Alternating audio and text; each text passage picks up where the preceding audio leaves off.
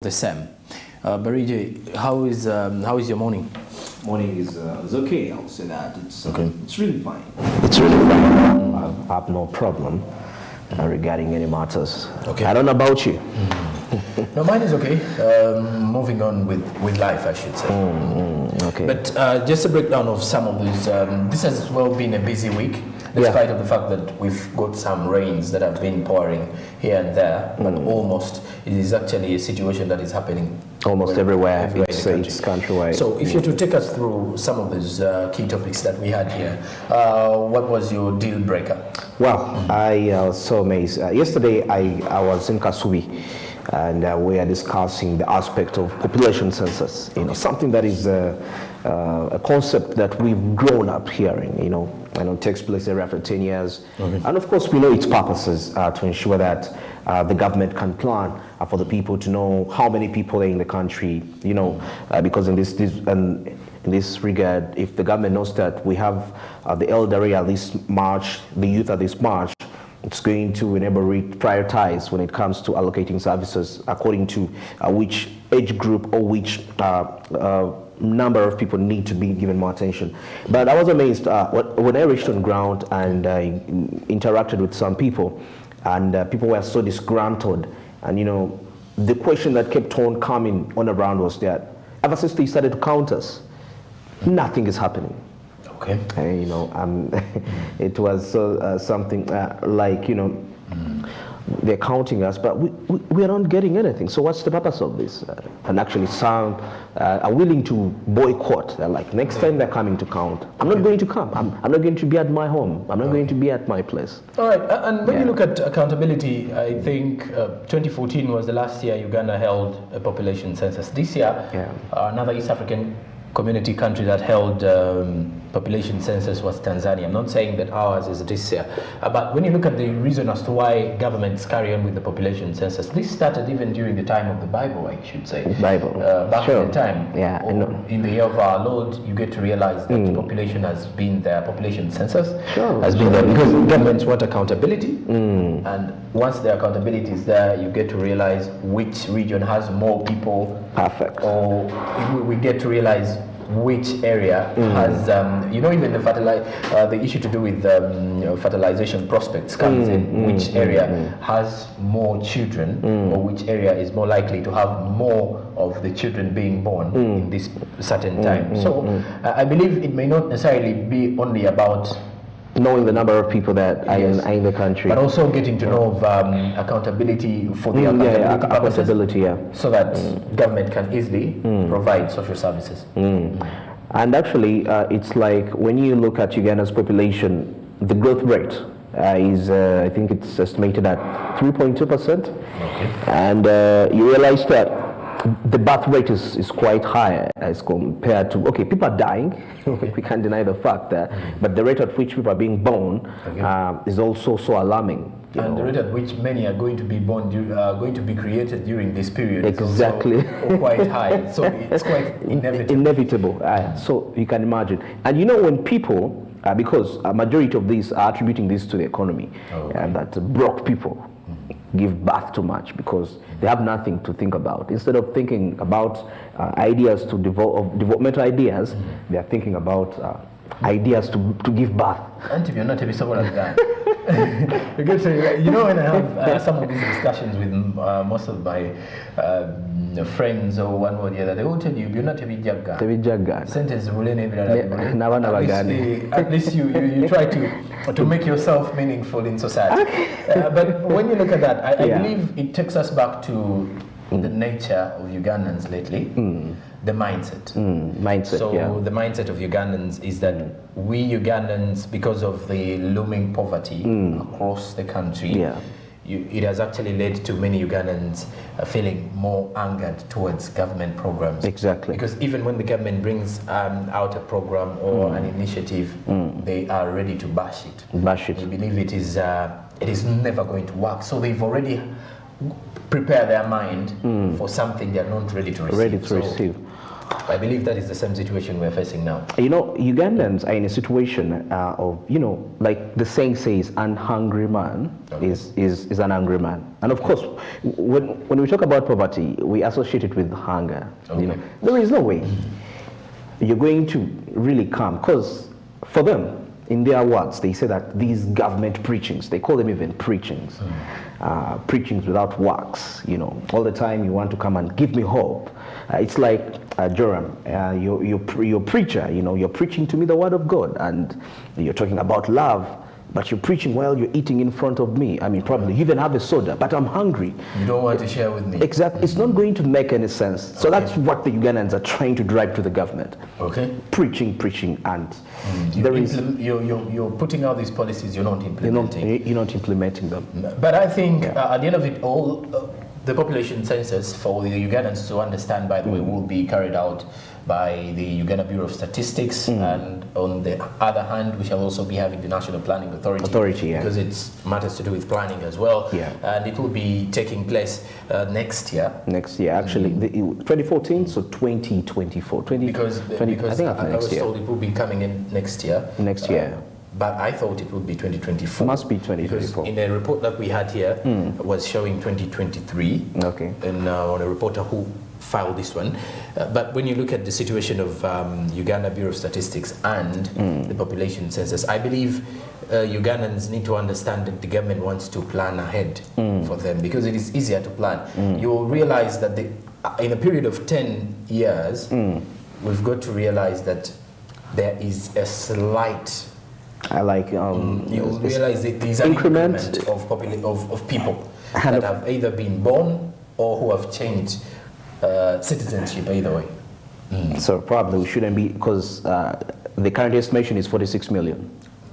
You know, so currently, as 20, we may be more than because 50 million. I don't expect us to be less. You get to realize there are some who have actually moved out of the country. I know we've got to lose some people during the journey. 10 years, but I also believe it is coming in.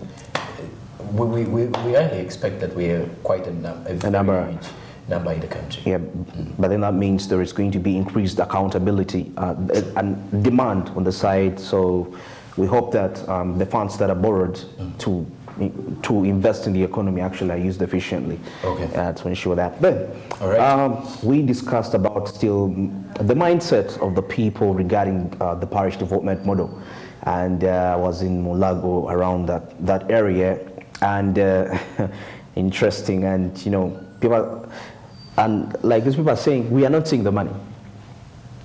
You know, we're not seeing the money was implemented, and you know, and some of these people I talked to, they were saying that, okay, you're talking about development, but you're trying to squeeze me everything I do.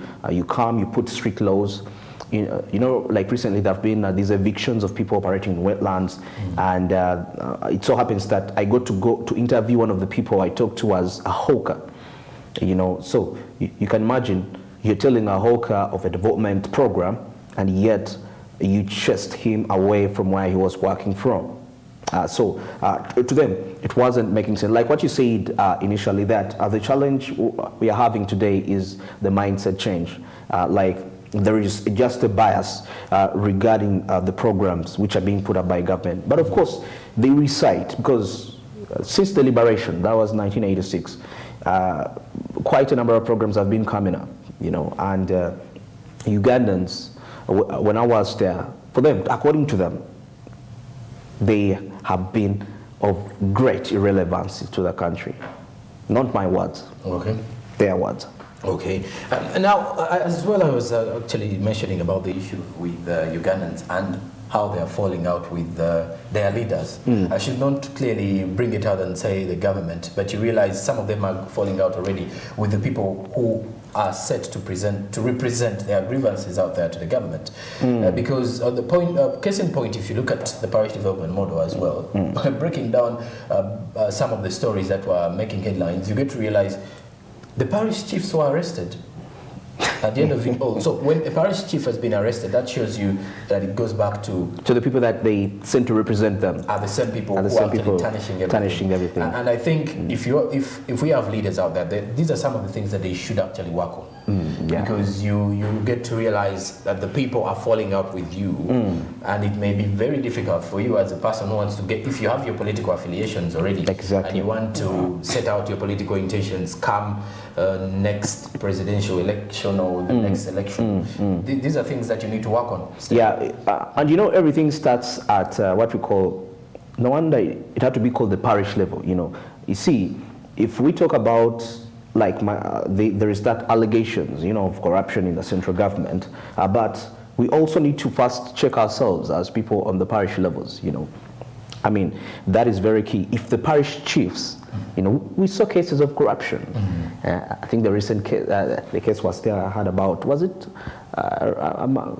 something like 200? Was it 200 million? When you look at the way they were dragging them back, it was clearly shows you it was thefty of the highest order. Yeah. So I believe these are some of the things that people need to work on. Sometimes we get to realize that the mindset of people has changed deliberately.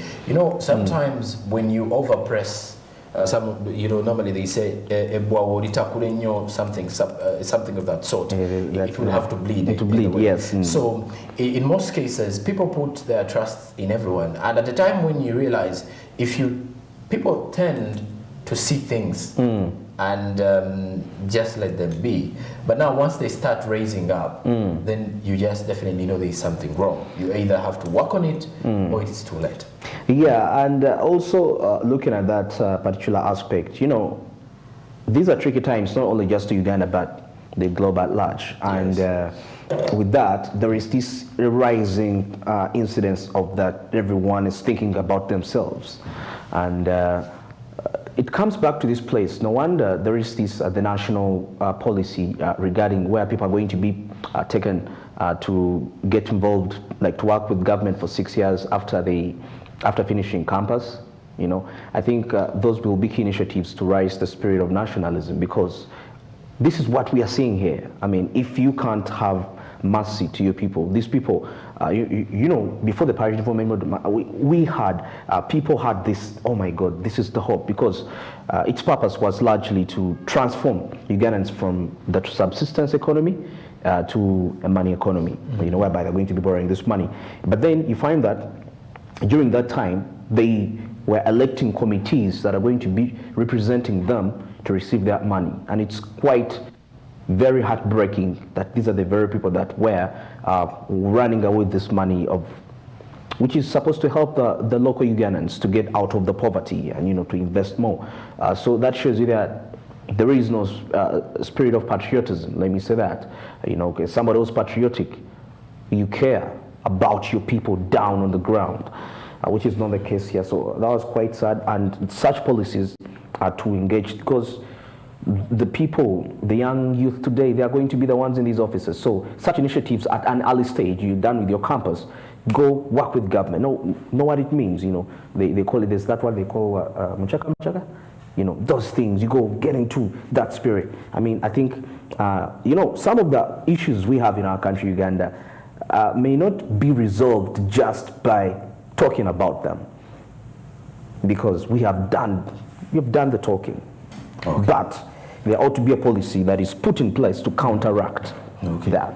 And then what next did we have over this particular week? Yeah, this particular week we discussed about the rains. I mean, the rains that are falling at a very, very scary rate. Actually, I think even today it was almost going to shower in the morning. I think it did, because by the time I was leaving home, actually my area, it wasn't showering, but in town, the city center, it was really, really heavy. And this is all climate change. I mean, seasons are changing. Yeah. Because you remember before actually these rains came, we had some serious hot conditions, I think a month ago. And now they're here. And people definitely, they are beneficiaries, because now people that are so perfect at the farmers, this is the right time to plant the seeds, the soils. But however, on the other side, the business people are really facing it rough. You can just take a look at those images. I mean, majority of the people lost property. You know, And- apparently and- even and- areas around Nteme Road, in an area called Bata Bata, as you're moving from Freedom City areas, Namasuba, okay. close to that, it also floods and eats up businesses normally. So it still goes back, because I've been seeing people on social media calling out to NEMA, is it high time you came in and stepped up? Because this is not a fight that is only going to be for Ugandans alone, but also those who are actually in charge of these government bodies. But also getting back to Ugandans who are actually settling in these areas. How do we reach this point? How do we settle in wetlands? Is it because they are cheaper, or is it because that is where we want to settle from? Because also there was a report that was released that government has left investors to invest continue in the wetlands. So that shows wetlands. you that at the end of it all, when you interrupt with nature, it has to respond and respond backfire. back. So that means those who have settled in the wetlands may not feel the pinch, but because there are people who are settled around there who will now be affected sometimes. Okay, me, in my opinion, sometimes I really think the floods may not be the issue, because development is inevitable at the end of the day. Despite we need to have a balance. But what's the way forward? I mean, what's the solution? I mean, you saw buildings in town literally flooding to the brim. I think I also get back. I also pretty much guess we get back to a discussion to do with our planning. Perfect. The city planning. Exactly. How are we planning? How is the drainage system in the city set up? Are we are people setting up these buildings on plans Exactly, by on the plans. capital? Look at now that situation of a drainage system. Look at that. And that is in the capital.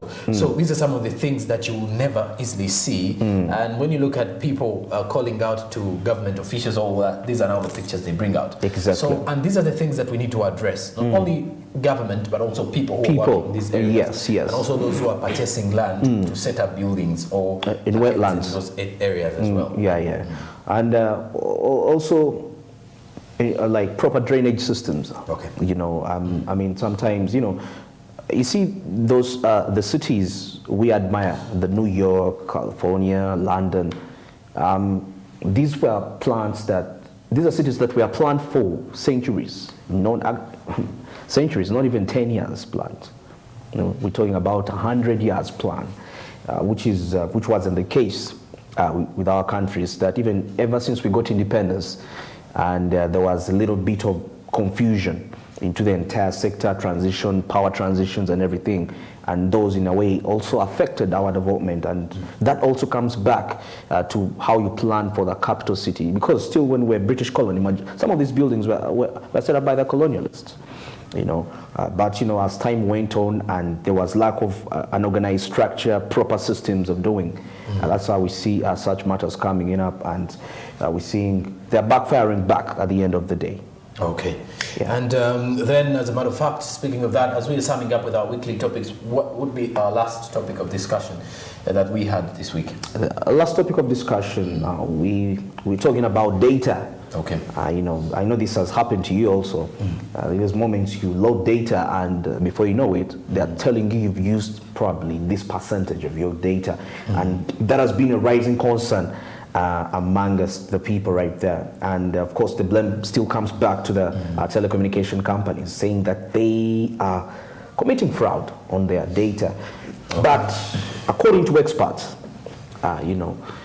data usage is largely dependent on the phone you're holding.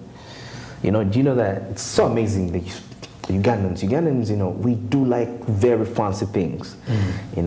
Somebody can actually get a loan to buy a Samsung. I'll guarantee you that. Okay. They can sleep hungry. So those are expensive gadgets. And when you have an expensive gadget, a majority of these are connected to 4G network. And remember, the faster the data, the faster the internet, the more the data goes.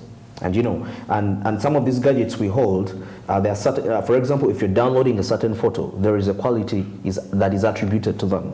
I'm just giving an example. And of course, the quality that goes to an iPhone may not be the same like that of any other phone brand out there which people hold. So you can see that at the end of the day, definitely, whether you like it or not, you can't avoid that aspect that your data has to be. We are talking of bandwidth. You know, the more it's made much easier for those signals to transfer through, definitely expect your data to go at a faster rate. And you know, we always complain that, you know, the internet is too slow. But remember, do you remember those days when you could actually load 500 and it could actually take you for some good time, which is not the case these days? You will even load the weekly GB, and weekly GBs, not even one single one, and it will not last more than 3 days. Perfect. Or you load a 3-day GB, and in 1 hour it is done. So it is something that I believe all of us internet users are feeling, and I believe telecommunications companies should clearly come up with a serious statement to show Ugandans how this data is being used. No, but experts are saying it's because people are holding expensive gadgets. That's why it's going. So that's inevitable. And you see now, telecommunication companies are upgrading to 5G, 4G, and that's where we're heading. So it's inevitable. So that means you will have to have quite a bigger bundle for you to say that you can use actually your bundle for some time. It has to be really huge. Okay. Yeah. All right. And I believe that those are some of the topics we did have here on the show, and clearly bringing us to the end of our discussion, and as well bringing us to the end of Smart Means Business today. Your last few ones to the viewers out there.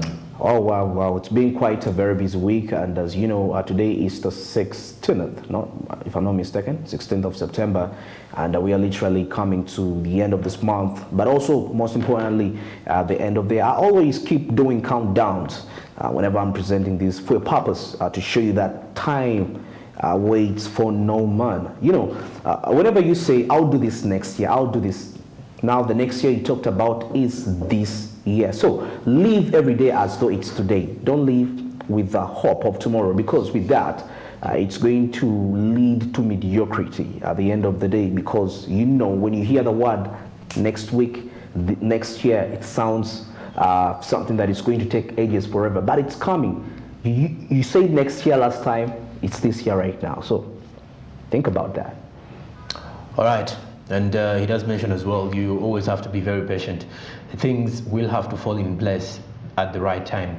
They're supposed to fall in place. But in most cases, one gentleman did say, sometimes we tend to compare our lives with those we see, with the successful people we see, or we tend to compare our life and situations as a with business, the others we see on social media, but then forgetting that there was a journey we were at the beginning, and now we are somewhere. So comparing yourself to others isn't a good one. You should compare yourself to where you were the previous year and where you are now, and you see how far you've come. Then that way you will be contented and hopeful for the future to come.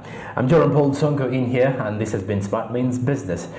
Thank you very much for being part of us today as well. Till Monday morning, have a blessed weekend.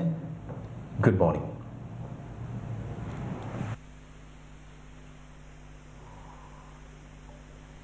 As a business, that no one can try to hack into it. There are different ways of protection. There are different attacks that can happen on the system. One, we can look at, normally what attackers do is they normally pretend to be someone within either the system or within an organization. Because the moment you enter into my system, that means you've broken some rules. You've tried to invade into some things into the system so that you reach there. One is we need as organizations to ensure our systems are so secure. We are using secure passwords. That's why normally when you want to try to access a system, they normally say like the password length should be 8 characters, like that, so that the systems are normally protected. The other thing is, as developers, let's look at the developers part, those that develop websites. They need to always ensure that these systems are encrypted. We have many attacks that normally happen. Let's look at one that's called the denial of service attack, whereby someone can block access to a system. Let's say Makerere University or an institution, let's say Jumia, has a system. So an attacker can come within the middle. They try to block so that people cannot do transactions. That's now denial of service attack. What you need to always ensure is your systems are encrypted. There are strong passwords there. And the encryption algorithm is so strong that an attacker cannot guess it. These days, what we normally do is using one-time password. You use a password and it expires immediately as you log in, so that no one can trace it. It's also a bad practice for organizations that you find some employees within an organization, they normally try to write down passwords on papers. That's so bad. That a password should only be in your head or it's not there. So that no one, in case sometimes we might want to throw some things, so you don't throw a paper containing a password. Then the other thing that we need to always ensure, these days there is a rampant act that someone pretends, can call you, say, I'm someone from either Tricksoft Technologies, we are requesting for your password, maybe we have a client there. So most often, someone, you don't need to share your password with anyone, whether you are a parent, whether anyone, you don't need to share your password. And in case you do share, immediately you change it to a new password. So those are some of the measures that organizations must establish. A normal act now where you said a website can be changed, that's normally like an insider attack. That someone within an organization would either that person has resigned from the organization and they would want to access the system. So most often, as an employer, you need to ensure that in case someone retires or someone resigns from the organization or someone is dismissed from the organization, you immediately change the credentials so that that person does not have authority beyond what the organization can trace.